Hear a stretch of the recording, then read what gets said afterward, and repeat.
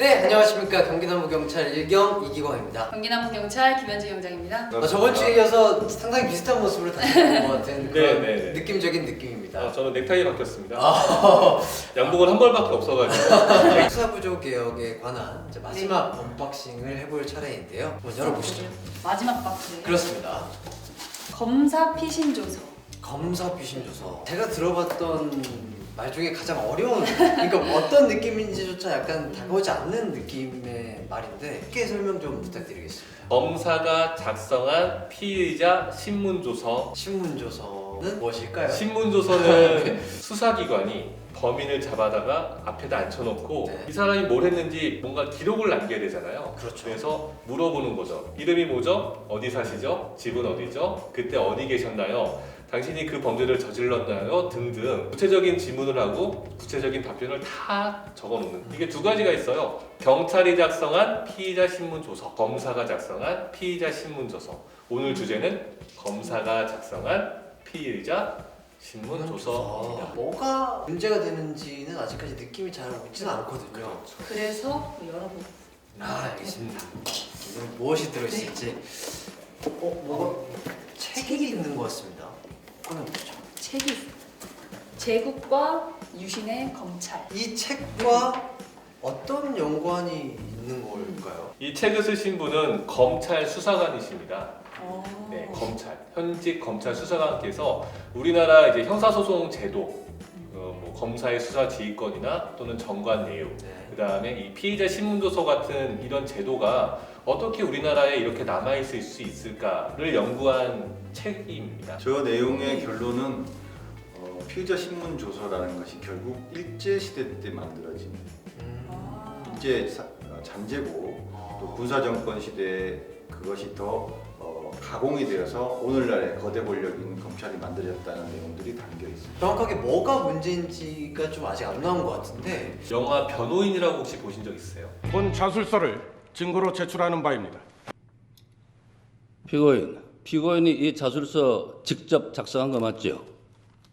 그 자술서는 강요와 폭행으로 강제된. 변호인한테 안 물었어. 지금 피고인한테 묻잖아.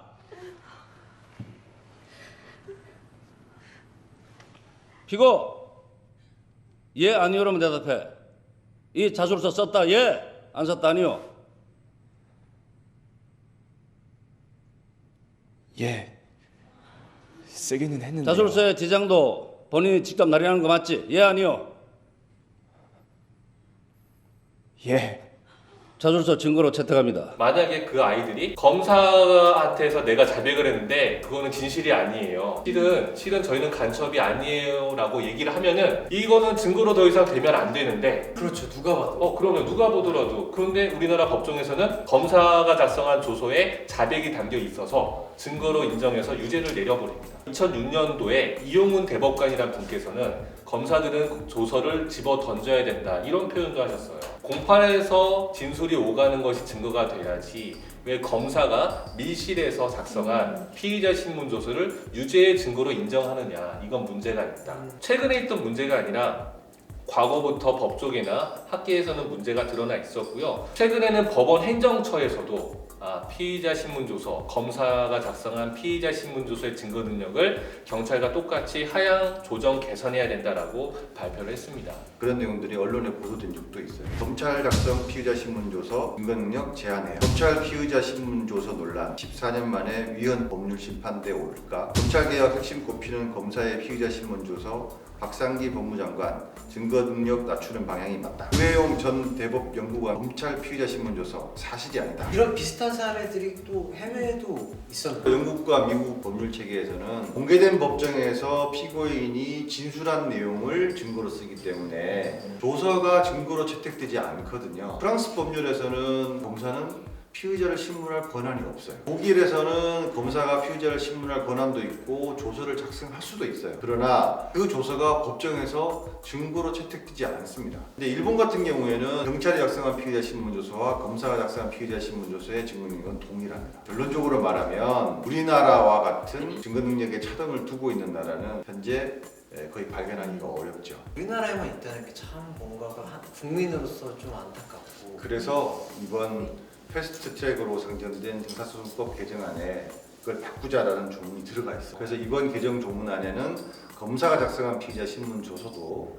경찰이 작성한 신문 조서와 마찬가지로 피의자가 법정에서 나는 동의할 수 없습니다라고 하면 증거로 쓸 수 없도록 하는 것이 인권 보호에 유리하다. 그래서 개정안이 지금 법률안으로 올라가 있습니다. 경기남부경찰 현장 속으로 시즌 2 수사구조 개혁의 마지막 편을 이렇게 녹화를 해봤습니다. 소감을 좀 부탁드려도 되겠습니까? 수사구조 개혁 시대가 필요로 하고 있다.